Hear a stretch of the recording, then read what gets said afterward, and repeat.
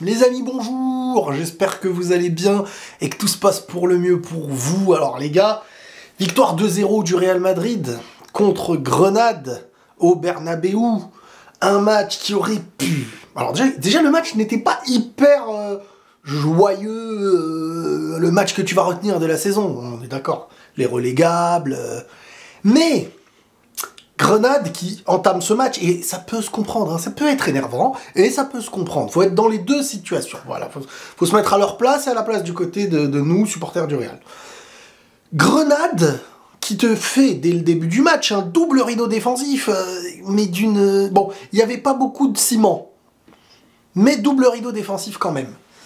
Et là, tu te dis, purée, si on marque pas assez vite, on va se faire avoir. Donc...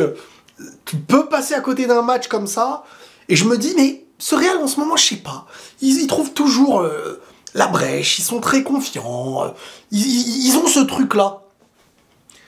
Et boum, petite action, remise pour Kroos, une touche de balle entre tout. Il est le seul à avoir vu cette action, ce 1-2 magistral pour Brahim Diaz. Brahim Diaz... contrôle, finesse, petit but devant le gardien qui devance le goal. Les mecs, Brahim Diaz là, qu'est-ce qui marque des points? Je me posais la question, les gars, la dernière fois.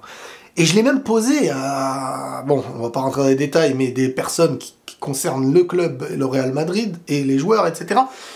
Et j'ai dit, mais comment on peut m'expliquer, comment vous aussi vous l'expliquez, vous me direz dans les commentaires, que ce Real Madrid avec autant d'absents a l'air d'aller très bien, voire parfois mieux qu'avec les titulaires, et produit un foot qui est parfois plus alléchant à nos yeux. Et on m'a dit, c'est une très bonne question. Merci. Mais au-delà de la très bonne question, c'est mystérieux, mais les réponses qu'on m'a données, que ce soit les pros ou les personnes parmi nous, c'était parce que tout le monde est à la hauteur. Tout le monde est à son niveau.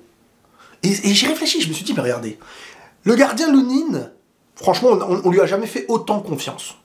Peut-être que la concurrence avec Courtois le détruisait, mais là, aujourd'hui, quand tu n'es pas en concurrence directe avec Courtois, donc tu te dis peut-être que le mec, en fin de compte, ça peut que le bonifier. Il est pas là de se dire, je suis en dessous, et tout le monde sait que je suis en dessous, et j'ai rien à gagner.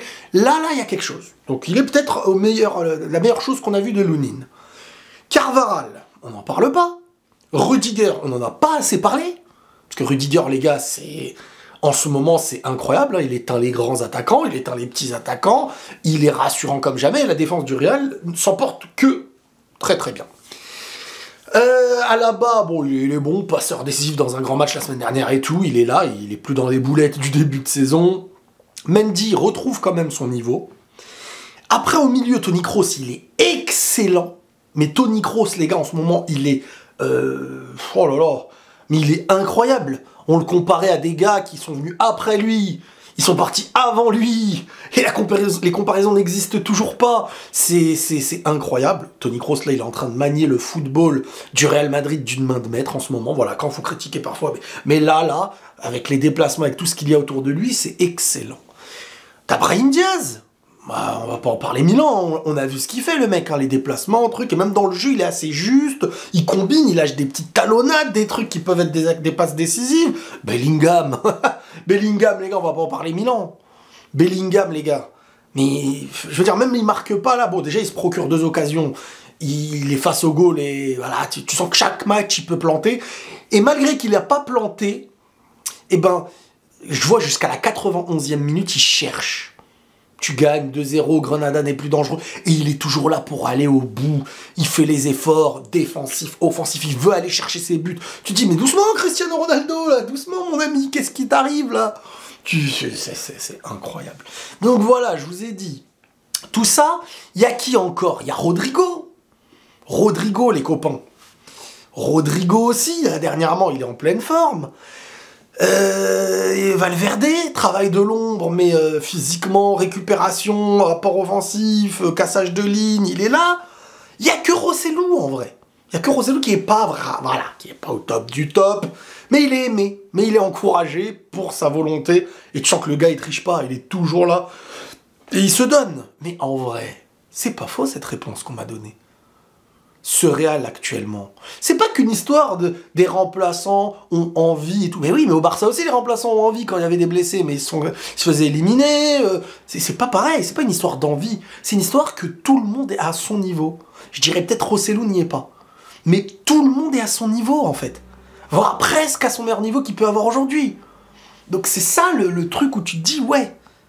Et c'est parfait quand c'est les joueurs remplaçants qui apportent cette chose-là.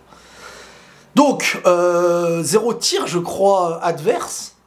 Le Real qui met le premier but, comme je vous l'ai évoqué, avec Brahim Diaz, et une passe excellente de Toni Kroos. Mais en deuxième mi-temps, on a le droit à Rodrigo sur une occasion de Bellingham. J'aurais kiffé qu'il plante.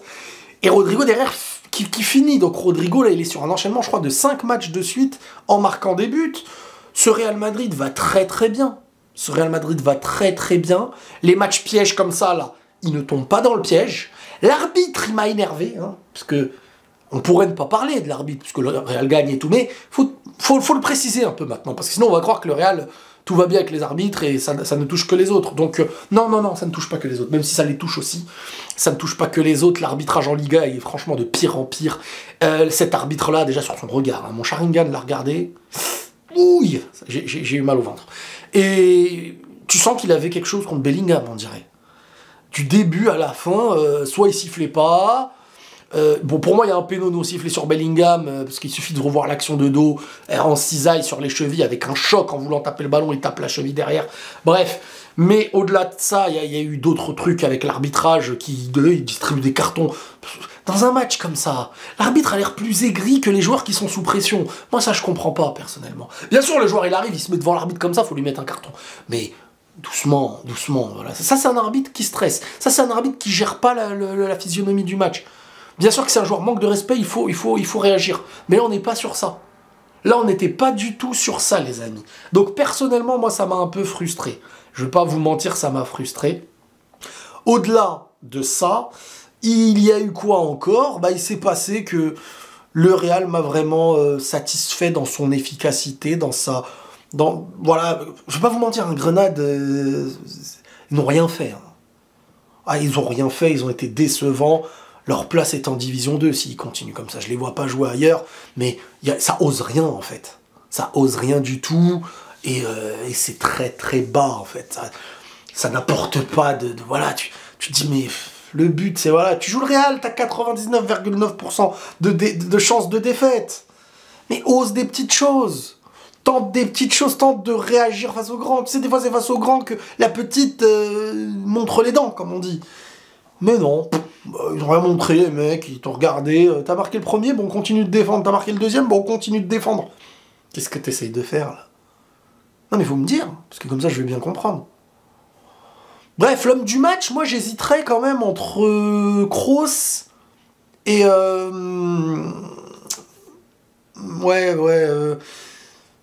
Brahim Diaz, buteur, passeur, presque passeur D.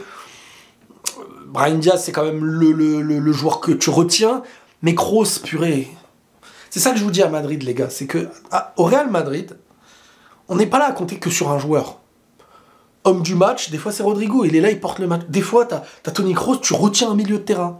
Je prenais cet exemple l'autre fois, parce que quand j'ai fait le débrief du PSG, je disais, le problème, c'est que, oui, t'as des bons petits joueurs au milieu, au PSG et tout, mais tu vas ni retenir Vitinha, ni retenir Ugarte, ni retenir qui tu veux, même s'ils sont pas mauvais. Mais tu sens que c'est pas eux qui vont porter le très gros match, etc. Et bref, le Real, avec autant d'absents, les gars, demain, on va se régaler. Soit l'Atlético, soit le Barça, soit les deux reculeront. Soit il y a match nul, ils prennent qu'un point tous les deux et tu crées un retard sur le Real. Soit il y en a une des deux qui perd et elle va reculer. Demain, les gars, on se régale tous devant le Barça Atlético. Moi, je vous le dis. Hein, ça, c'est les situations parfaites. Et après, ce sera Barça, Girone, les premiers. Donc, encore une fois, un des deux qui va reculer face à toi si toi, tu fais pas un faux pas. On va se régaler. Voilà les amis, je ne sais pas si j'ai oublié quelque chose. Prenez tous soin de vous. Et la paix sur vous!